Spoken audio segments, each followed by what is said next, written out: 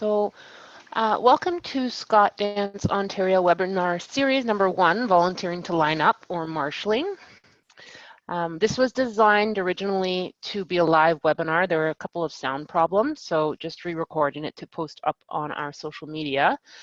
Now this is the first in a series of videos that are being created, posted, broadcast, and shared live as tutorials for some of the various questions people may have in the Highland Dance world. This particular webinar is designed to help out any parents, attendees, family members, teachers, friends, etc. at any Highland dancing competition when it comes to volunteering to line up dancers, and to take away any apprehension when it comes to volunteering. And so my name is Kirsten, and again, I'm posting this onto the ScotDance Ontario page as the social media chair. But note that my disclaimer is that these are my experiences as a liner-upper, dancer for over 30 years, teacher and judge. So again, these are my experiences with lining up in Ontario, but I would feel 100% comfortable using my experience in Ontario anywhere else in the world.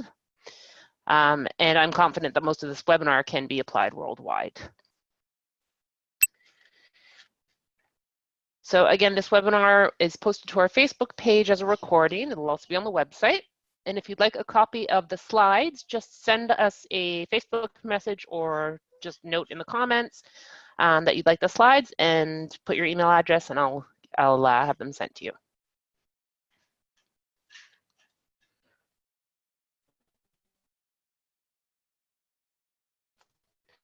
Not many people at Highland Dance competitions are mostly run by volunteers and have been for a very long time. And if you were to ask some of those volunteers why they do it, their answers will vary. My child is involved now, I'm giving back, or I simply love the Highland dance world. But how do you get involved? And that's the point of this video. A very easy and much needed step is simply helping to line dancers up when they're young or new to Highland dance and to help things run smoothly. Now this void exists all over the world, and many people are scared to mess up, so they don't volunteer their time. So hopefully this video helps. Now, before we get started, to help protect young dancers, ScotDance Canada has adopted risk management policies that must be abided by for all volunteers marshalling dancers. The aim of this is to provide a safe and secure environment for youth, adults, members, volunteers, and visitors. When you volunteer to line up, you'll be given a clipboard, and part of it will include this notice. Firstly, marshals should work in pairs and never in isolation of other volunteers, professionals, or adults. The dancer lineup area is a no zone. This includes grabbing a dancer's arm to pull them into line, for example. Now, the dancers are nervous or excited, so politely asking a dancer to please go back to the line would suffice.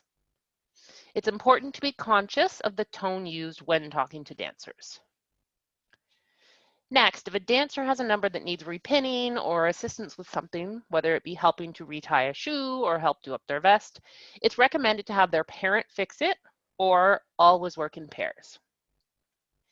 Now, if there are more than 3 stages and the organization has not already, you can advise them that there should be a stage manager who is a member of ScotDance Canada.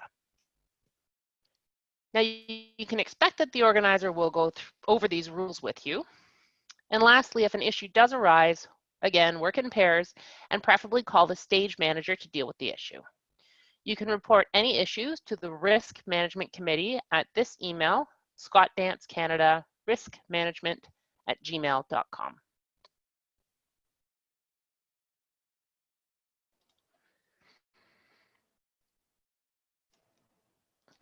So again, volunteers run competitions. Liner-uppers are always needed. New parents or even veterans to Highland dancing may be nervous to volunteer, thinking they'll make a mistake. And so this video is a short outline to help answer any questions and really to show that volunteering to line up can be fun. It doesn't take long at all for one dance, and there is no reason not to take part in this rewarding experience.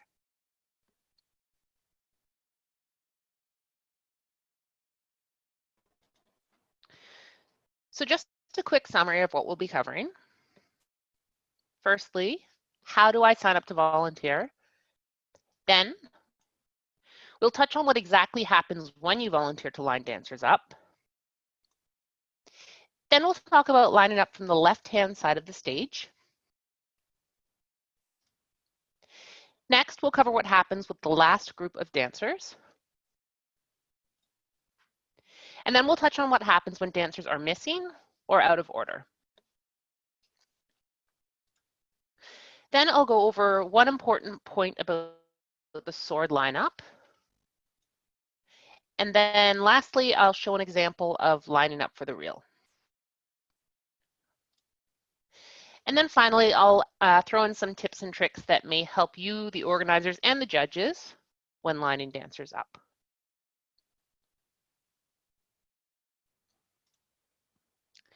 So firstly, how do I sign up to volunteer? There are many ways. I'm sure they vary across the world, but in Ontario, sometimes you'll see an area on the entry form itself asking if you would be willing to volunteer to line up. A lot of the time, there will be a form at the registration desk where you pick up you or your dancer's number. And here you'll choose which dance for which you're lining up for. And finally, if you follow the social media accounts of any Highland Dance organization, you may sometimes see a post noting that volunteers are still needed to line up with contact information. Now again, there may be some methods I've missed, and in fact, also often at a competition, you'll hear the announcer say they're looking for volunteers to line up, in which case you'd approach the registration desk and either sign in on the paper or just let them know you're available to volunteer.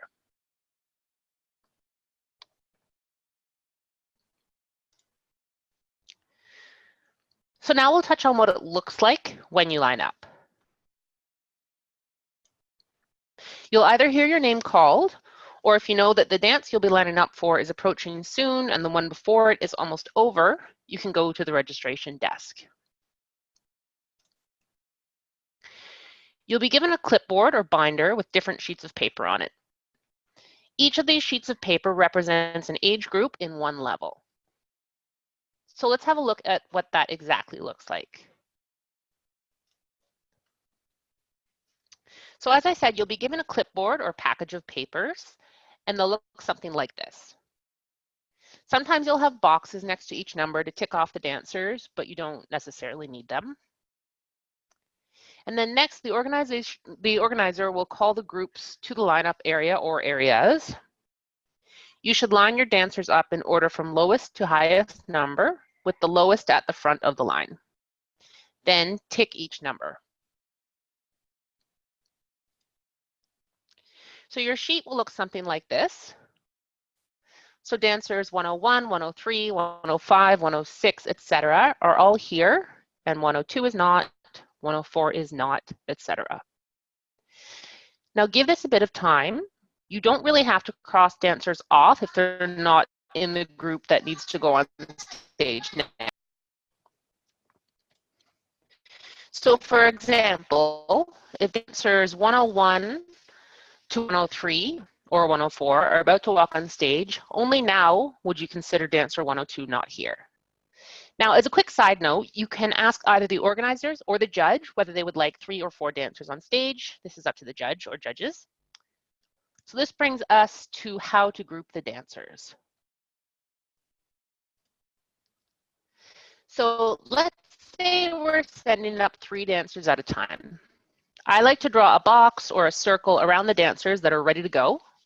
You need to do this because you don't want to end up with a solo dancer at the end of the group.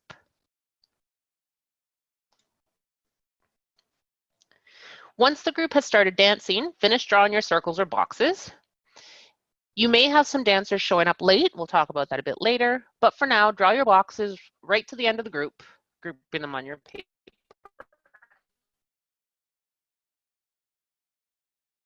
So in this example, you can don't plan our groups out. We could have ended up with dancer number 120 dancing alone, which should not happen. So our last 2 groups each only have 2 dancers, 117 and 118, and 119 and 120.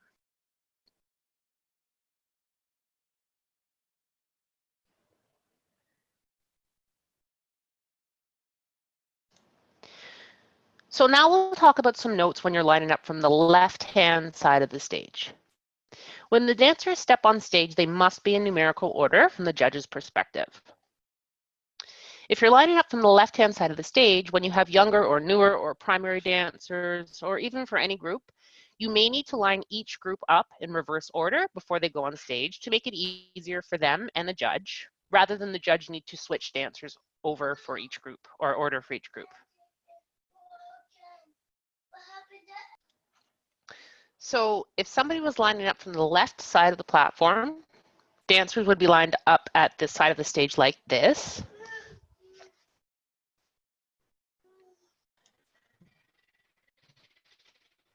Then, when it ends up like this, that's a deal.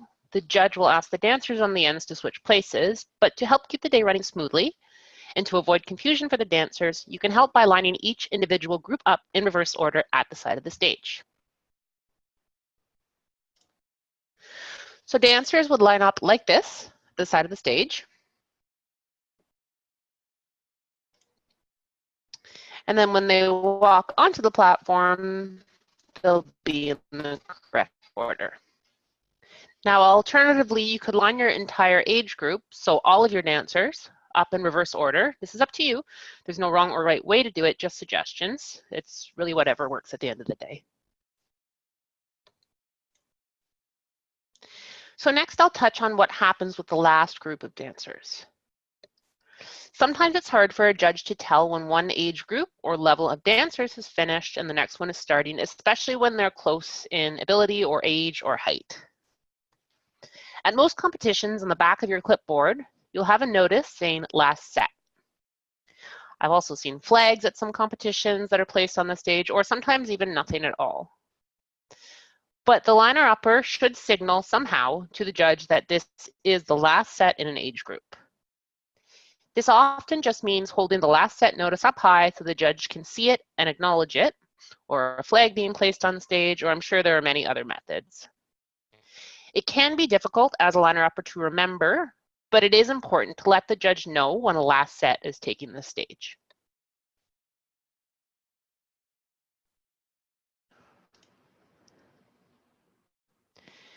Now, you'll likely encounter missing dancers that show up after their group has danced, which would mean if you allowed them to dance, then they would be dancing out of order. This can be stressful on the liner-upper, the dancer, and the parents, but the judge will assess the situation.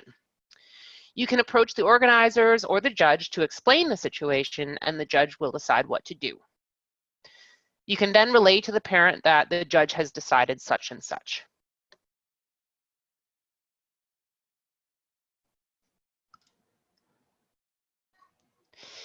Next, we'll touch on sword lineup. In our previous example with the fling lineup, we ended up with two groups of dancers at the end of the group. So when this happens, your platform will have an empty sword when there are three on the stage, which is generally how the sword is set up in most cases. Instruct any group of two dancers that the lower number take the sword on the left, the first sword, and the higher number take the next sword, the one in the middle. This was best explained to me that it's like reading a book, and the book and the group are finished, leaving the last sword empty. It's also easier on the judge than having to look back and forth at two competing dancers on the left sword and the right sword. Having them closer together is much easier.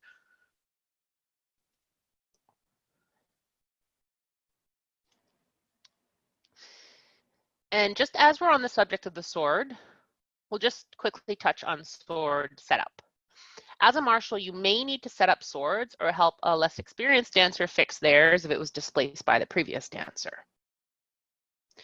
Swords with hilts, or the curved part shown here, should be set up like this from the point of view of the dancer. So some important things to note are the sword closest to the dancer, where they're standing to begin the dance, is always on top. The actual hilt should be placed like this. And an easy way to remember this is if you are holding the swords in each of your hands, the hilts protect your knuckles. So when you lay the swords, if you always lay them with your hands and wrists here, you won't forget how the hilts go.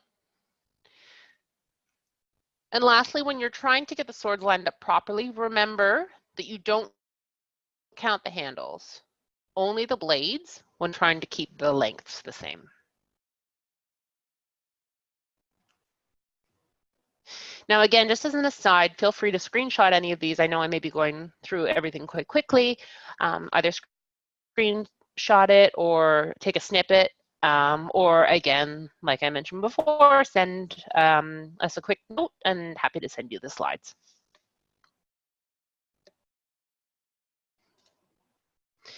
Now you may encounter a sword set that consists of a sword and sheath or case like this.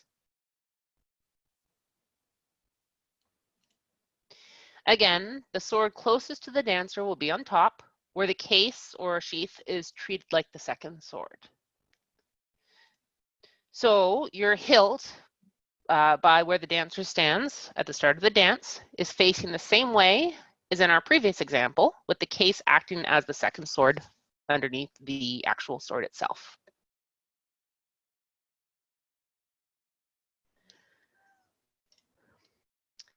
And lastly, you may encounter flat swords, meaning you have two swords, but neither has a hilt. The same rules still apply as to which sword is on top, but you don't have to worry about where the hilts face. And you can often tell if the swords are made for dancing, especially which side is to touch the ground. It'll be a bit flatter, though with most swords, it won't matter.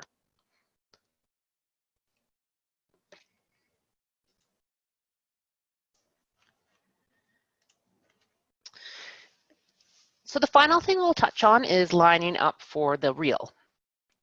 Now, the reel can be intimidating, but it really is just as simple as the other dances if you plan ahead. So here's how to do that. So have your dancers lined up, ticked off and crossed out. So this is so far the same as all of the other dances. Now we know dancers will take the stage in groups of 4. So you can go ahead and mark off your boxes or your circles in groups of 4. Except here in the red box, we see that 2 dancers will remain at the end of the group, and 2 dancers cannot dance a reel. So we need to find some fill-ins. Fill-ins are usually taken from the lowest numbers in the group. Sometimes if the group is very small, the organizers will have a different plan in place to have dancers from other groups dance. But generally, they're taken from the beginning of the group who have the longest rest period.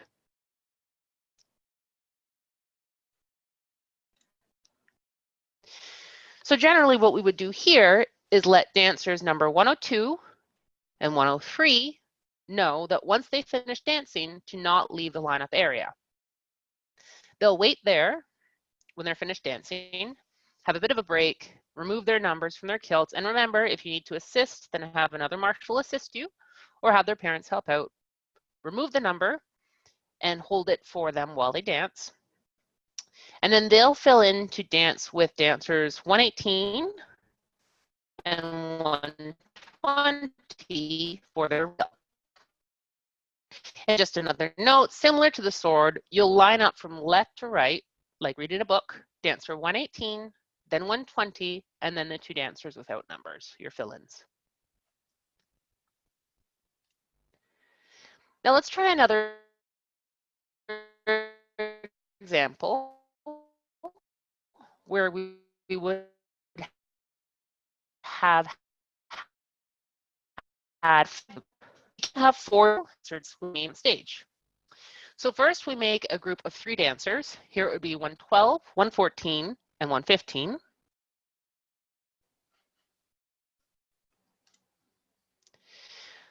So we take a fill-in from the start of the group. So dancer 102 would remove their number and fill in on the right-hand side of this reel.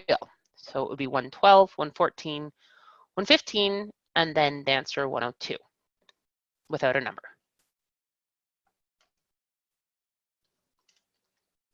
Then for the last two remaining dancers, 117 and 118, we would have two more fill-ins to repeat the group. So dancers 103 and 105 would then remove their numbers and dance as fill-ins. So this reel would consist from left to right of dancers 117, 118, and then two dancers without numbers.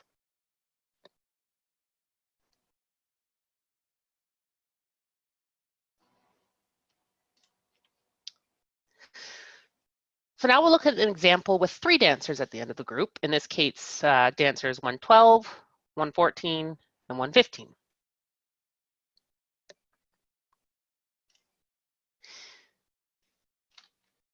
This is the simplest case.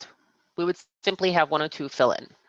They would take off their number, and our reel from left to right would consist of dancers 112, 114, 115, and then a fill-in dancer with no number, who would be 102.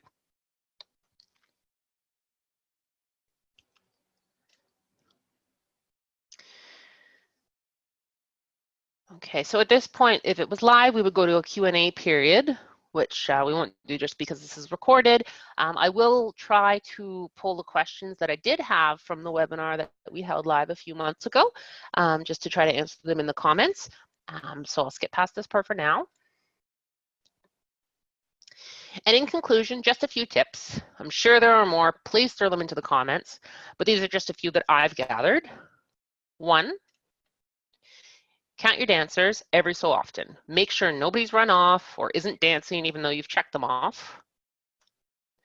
Sometimes the dancer behind them doesn't think it's their turn yet, and it can be a stressful last-minute change to have to recalculate your groups or to put a dancer on stage that didn't think they were about to dance. 2, parents aren't supposed to be in the lineup area anyway, but politely make sure that if they are, it's not for a long period of time. The rule that's in place helps the area from becoming overly chaotic, meaning you can't see your dancers' numbers at a glance and stay organized. They can be a short distance away though, watching their dancer in the lineup area, which is best in case the dancer has any last-minute outfit mishaps. 3, never be afraid to ask the organizers a question. At some competitions, you may be closer to the judge than the registration desk, and it's okay to signal a question to the judge or directly ask them a question if and only if there are no dancers on the platform and it doesn't make sense to travel across the field to the registration desk. 4, don't be afraid of making a mistake. Everybody understands the volunteer efforts that go into everything from lining up to medals, taking registration to printing up registration forms. You may make a mistake. Sometimes something unexpected happens and it's okay. Your time is appreciated and every time you line up, it gets easier. So lastly, thank you for volunteering your time. And in conclusion, thank you for watching. Please share this video as far as you can. Most of it will work worldwide, and hopefully we can all help keep the passion for Highland Dance going strong. And a special thanks to Vanessa C. and Tara B. for allowing me to use photos of their dancers for this video, and all other images are labeled for reuse. Don't forget to like us on Facebook, where we will be posting the dates and links to more of these original ScotDance Ontario webinars. And thanks again. Bye-bye.